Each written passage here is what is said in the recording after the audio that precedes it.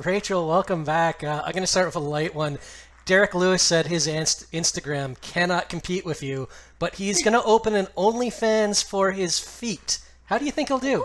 Oh, you know what's funny? I just finished talking to him in the next door over. So that's really funny. I'm gonna have to ask him about that and get, the discount codes for all of that. So you're on board with it. Cool. On a more serious note, welcome back. It's been a crazy year for everyone. For yourself, in particular, because there's been the pandemic, the time away, the USADA suspension of the tainted supplement. I was wondering if you could just give us an idea of the roller coaster that you've been on. Oh man, this roller coaster did not stop. There was no end game for this one. Just right back into this fight game. Feels nice. I feel, really refreshed to be here.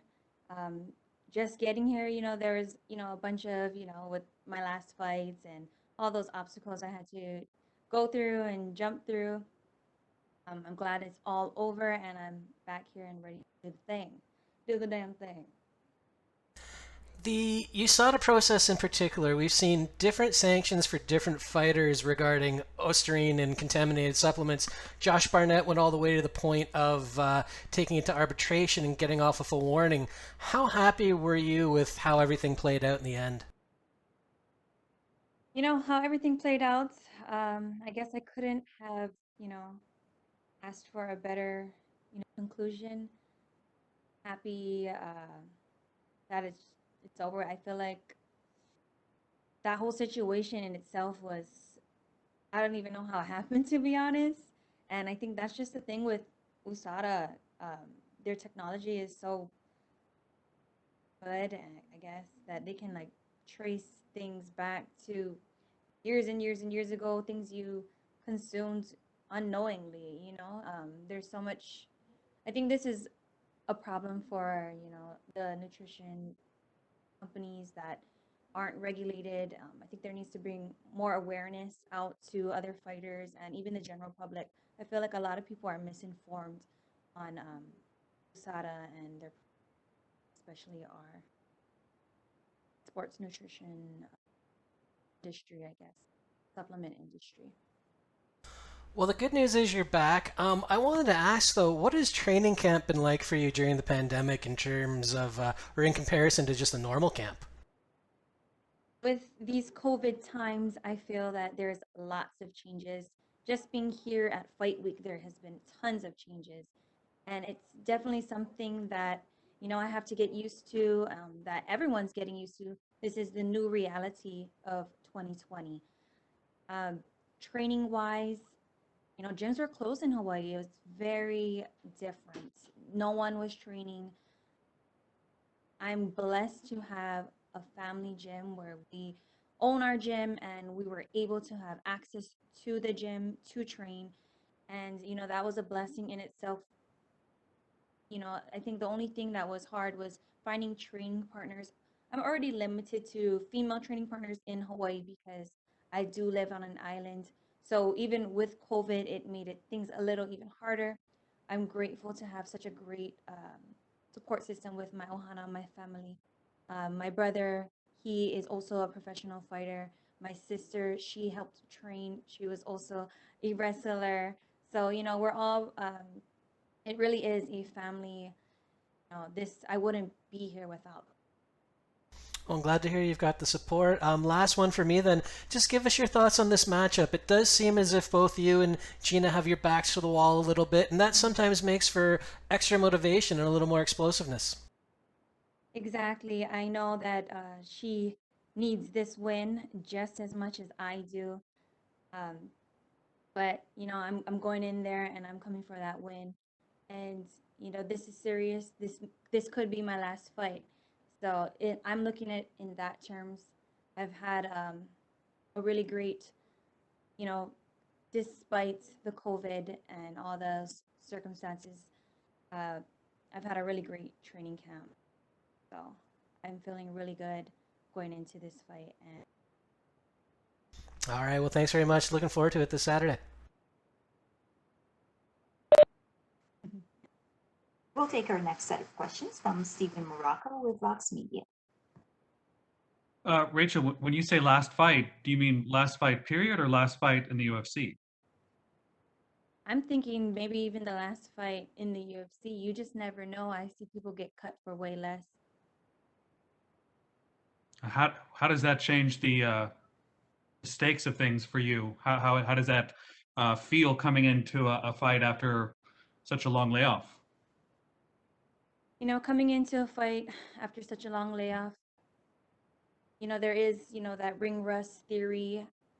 I think that my mind is strong. I feel that I'm focused and I'm ready for this fight. I know that stakes are high for me and for Gina, and that just makes it even more entertaining for a really good fight. Is there anything you'd like the world to know about your situation with USADA in terms of how things played out and your level of responsibility and what happened?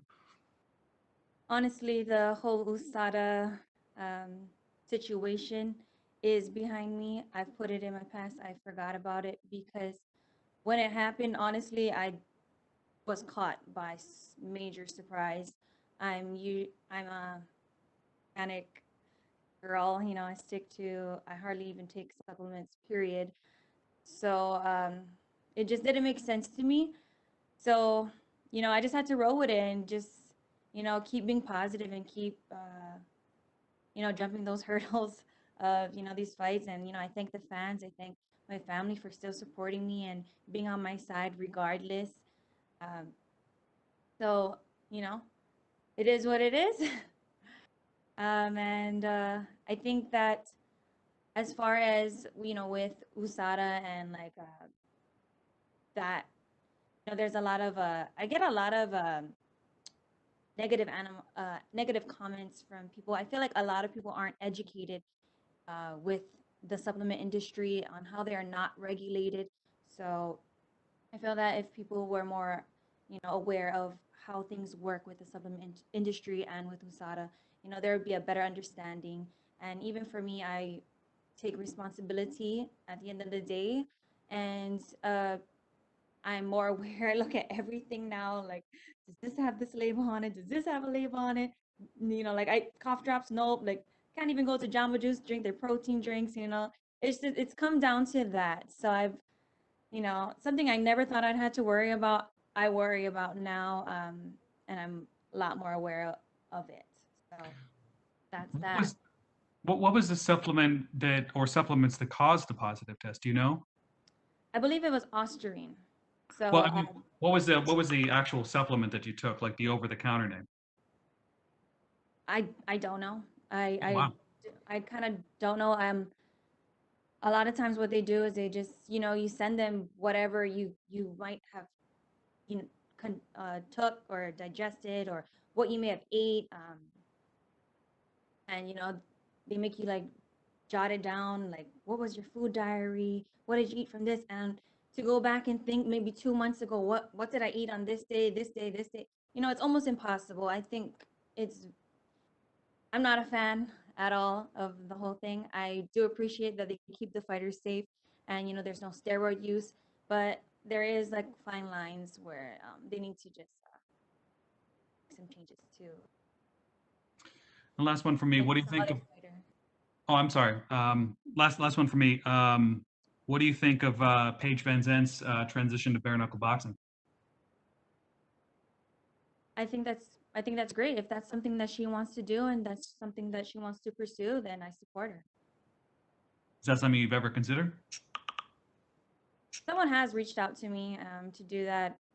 I think even before, maybe like 2 years ago, they reached out, and that's not something that I would want to do at the moment or even in the near future. I love where I'm at and I want to stay here. Thanks. We'll take our next set of questions from Omer Mortzavici with S Sport. Hi Rachel, how are you? Hi, I'm good. How are you? I'm good, thanks. What kind of mental preparation did you come this weekend because you lost too much? I'm sorry, what was that? What your mental preparation in this weekend? because you lost your last match too much? Mental preparation because I lost too much. Losing is a part of life. A loss isn't a loss unless you are not learning anything. I've learned from every single fight. I learned from every single win. I think it's all about your mindset, and my mindset is strong. I'm ready for this fight, and that doesn't. My record doesn't make or break me at all. I know who I am and what I possess. Yeah, thanks. Uh, you have a lot of fans in Turkey. What would you say to the fans in Turkey? I want to thank my fans all over the world, especially in Turkey. I appreciate you guys standing by my side and supporting me. It doesn't go unnoticed. Thank you. Thank you, Rachel. Next question is from Jim Barcelone with the Miami Herald. Hey, thank you so much. I'm curious, with all that's being said and all you've been through, how appreciative are you to be at this point where you're getting another fight with UFC? And even at a time, did you think like, oh my gosh, this may not happen? You know, it's funny you asked that. I kind of went through this whole fight camp, even this fight week, very positive, very focused, but at the same time, I was like, is this gonna happen? Is this really gonna happen? Is something gonna pop, some another USADA test or COVID test or something? Like you just never know in 2020. So my guard is up, but I'm ready for it all. How do you feel about the MMA game today and your involvement with it? You said this might be your last UFC fight. You don't know. Is the plan moving forward to stay in MMA at some wherever? The plan is to stay in MMA in the UFC. I'm not saying that this is my last fight. I just think that, another loss, 3 in a row, that won't be good.